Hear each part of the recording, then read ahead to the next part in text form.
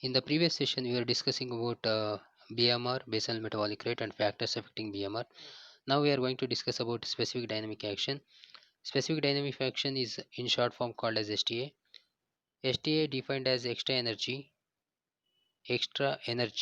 produced over and above the actual calorific value of a food when food is metabolized by the body. So actual calorific value is the energy that is calculated by using bomb calorimeter, and STA indicates the extra energy that gives over and above the actual calorific value obtained from the instruments.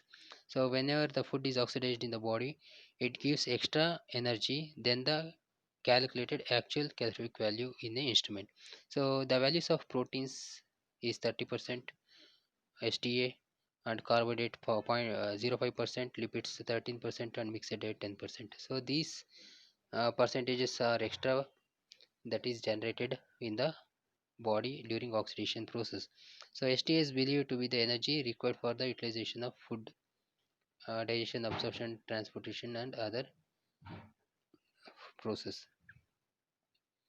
So in STA, for example, if a protein 25 gram of a protein gives 100 kilocalorie, in a body it will give 130 kilocalorie. So in the instrument 100 kilocalorie is obtained, thus a for a 25 gram, whereas in body it gives 130. So the extra energy produced in the body is called as specific dynamic action of food.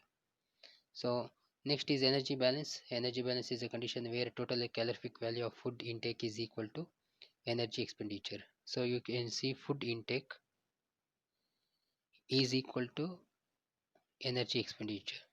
So energy is obtained from the food, so whatever the energy that you are going to expenditure is going to re-obtained from the food. So if it is equal, then it will form energy balance the of the body, and total body weight remains constant. So by expenditure and intake of energy is same, then the total body remains the same, constant. Energy imbalance leads to gain or loss of the body weight. So energy intake in the form of food or energy expenditure in the form of work or physical activity, it should be equal. If any changes, either gain or loss in either energy gain or energy expenditure, it leads to energy imbalance. So one of the condition of energy imbalance are is going to be studied, that is obesity. Obesity is defined as abnormal excess deposition of fat in the body.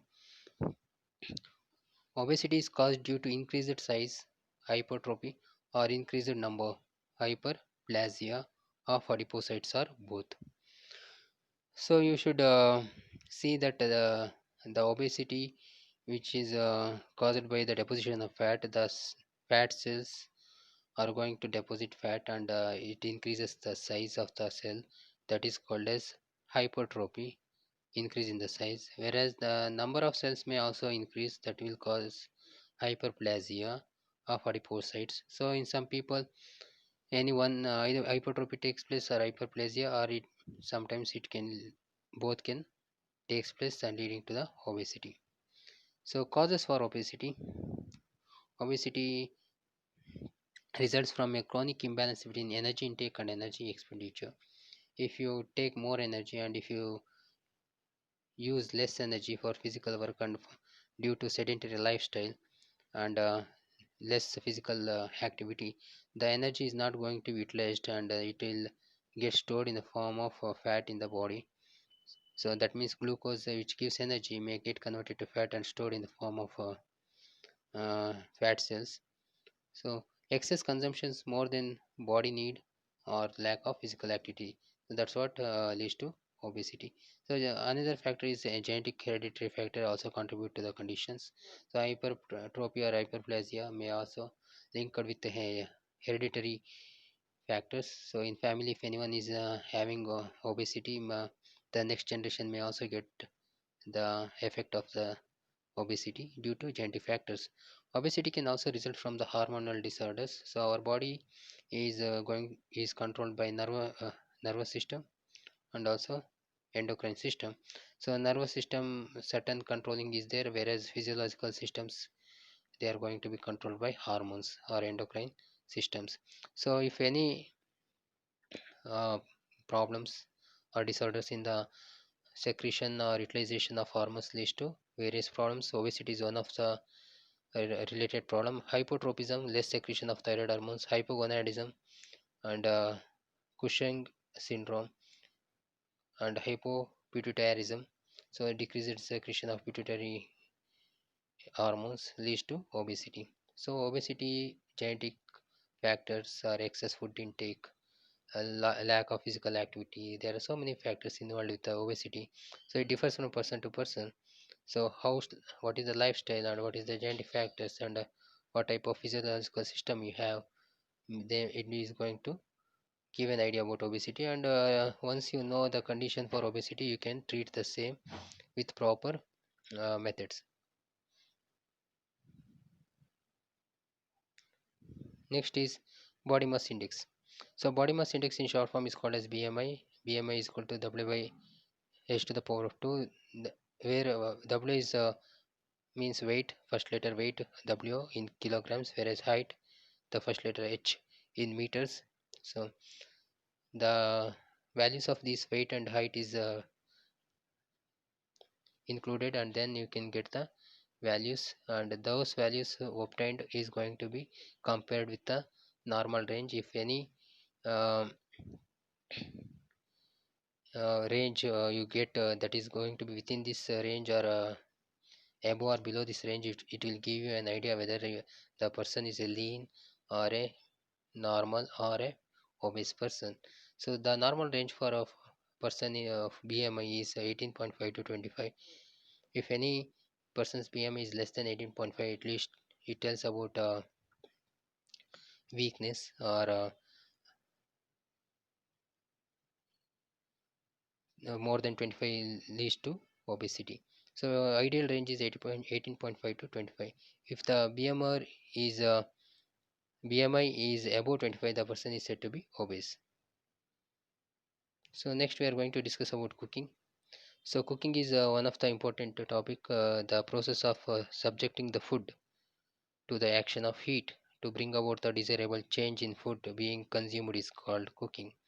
So whenever you take a food substances and you are going to subject it for heating, it bring about some changes in the food items that is going to be consumed, and that can be change in the color, taste, or consistency, etc. So before cooking, you just ensure what type of condition was there, softness, color, and then consistency, and then you after cooking you can see the changes. So cooking is an art as well as science. So it is a cooking is a considered as a art and also as a science, because everyone cannot make a very good cooking, and the certain methods are required for a very good cooking. So hence it is a art and also it is a science process. Most fruits except certain fruits and vegetables can be taken raw without any cooking. So they can be consumed only.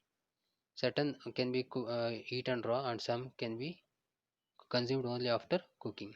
So principles of cookings. So why we should cook the food and what is the reason for cooking?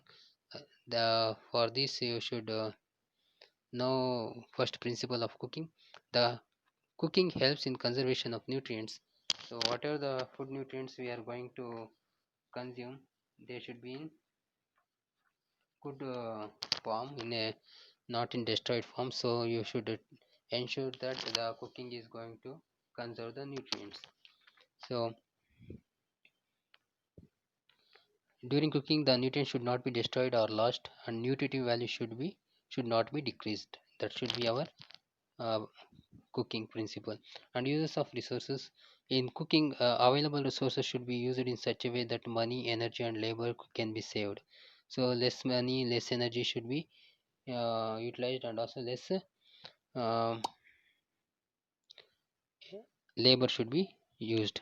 And also duration of preparation, minimum time should be spent for during cooking, and cooking should be preferred which are time efficient. So some cooking which takes longer time may destroy nutrients. Safety from hazards. So whenever you are cooking, you should ensure that you should safe from hazards like physical, chemical, and electrical injuries, and you should cook in a very good environment and not damaging physically and ensuring safety. And need of special groups.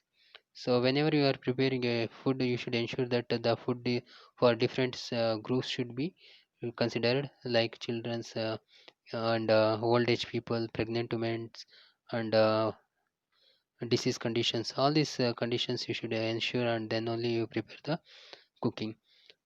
Appropriate method of cooking. So you should employ appropriate method of cooking, so that vegetarians get their vegetarian food and non-vegetarians get their own food. And you should not mix some non-veg to veg items, and you should use different utensils for vegetarian and non-vegetarian food items. And dietary goals. In cooking, dietary goals should be given top priority, and if necessary, should cooking should be done in uh, ensuring meeting all the dietary requirement of a person. Protection of naturality. As far as possible, the natural taste and odor of the food should be protected during cooking. So whatever the natural color is, the natural taste and smell is their odor, you should ensure protecting them. And food hygiene. The food selected for cooking should be clean, and it should not be threat for the health. It should be in a good condition. And also environmental pollution. Cooking should not create any environmental pollution. It should be proper fuel and disposal should be used in the kitchen. Thank you.